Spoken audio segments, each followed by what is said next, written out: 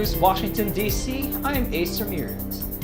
As the U.S. government partial shutdown dragged on to a whole month, its effects on federal workers have been taking a toll, from no pay to an increase in bills to a decline in customer service. Eagle News correspondent Alfred Acenas spoke with several employees and supporters who joined a unique protest in Hawaii. We've got to get our workers back. We've got to get federal workers back to work. No employee shall be asked to come to work and not get paid. No employee shall be furloughed because of lapse in government funding. It's about opening up the government and telling Congress and our president to act and put Americans back to work. The federal government is going into almost a full month of a government shutdown, the longest in the nation's history. And I'm here at Honolulu's Daniel K. Inouye International Airport, where laid off or furloughed employees, union representatives, and even supporters from other agencies and entities are gathered here to conduct a silent march that will start here on one end of the airport and marching all the way to the other side of the terminal. All the way through the end at United.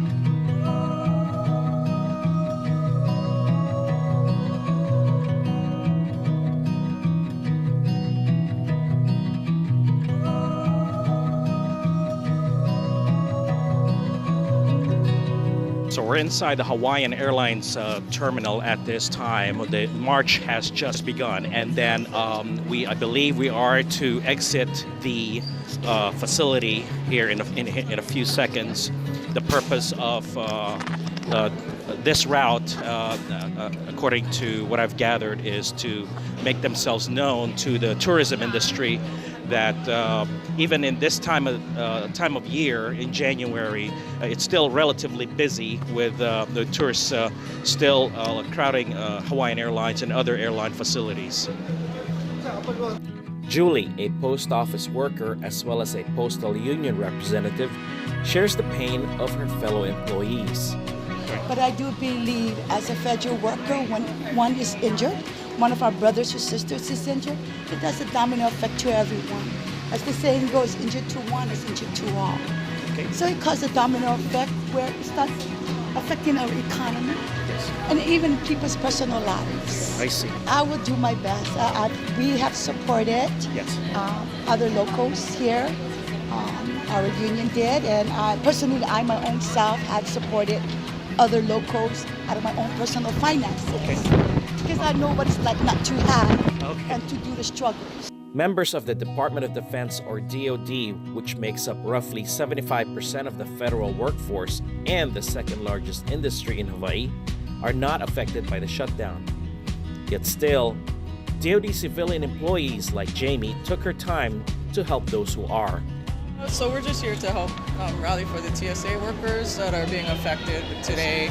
For us, I represent federal workers in different areas of the Navy, Pearl Harbor, Naval Shipyard, and stuff like that.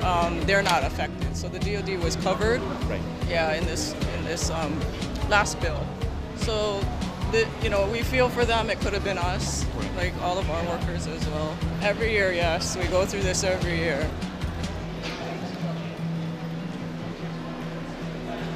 So we just came from the drop-off area of the departure level of Honolulu's airport, and we are now inside the check-in terminals of the what appears to be the international airlines, international carriers.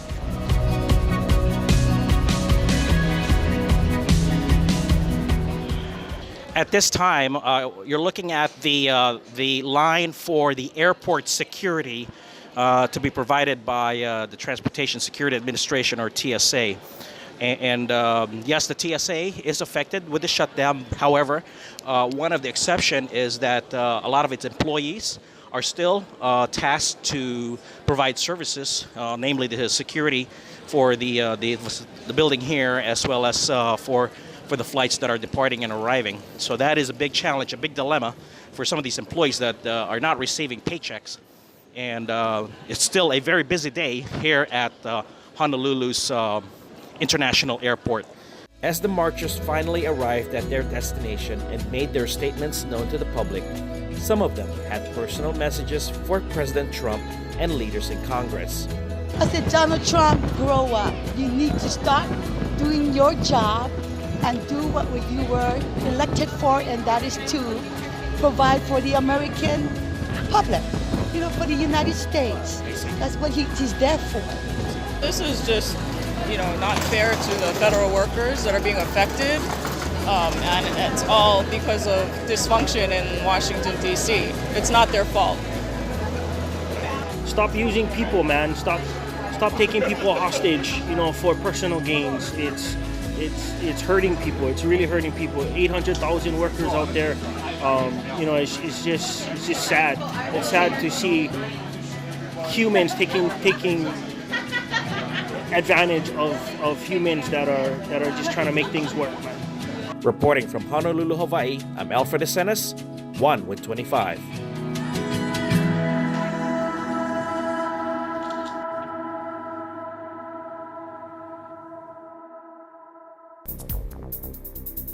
Thank you, Alfred. That is today's Eagle News, Washington, D.C. Join us tomorrow for stories that matter to you. Visit our websites at Eaglenews.PH and EagleNewsLive.com. Like us on Facebook, follow us on Twitter at Twitter.com/EagleNews.PH. Thank you for watching. I'm Ace Ramirez. I'm 1 with 25.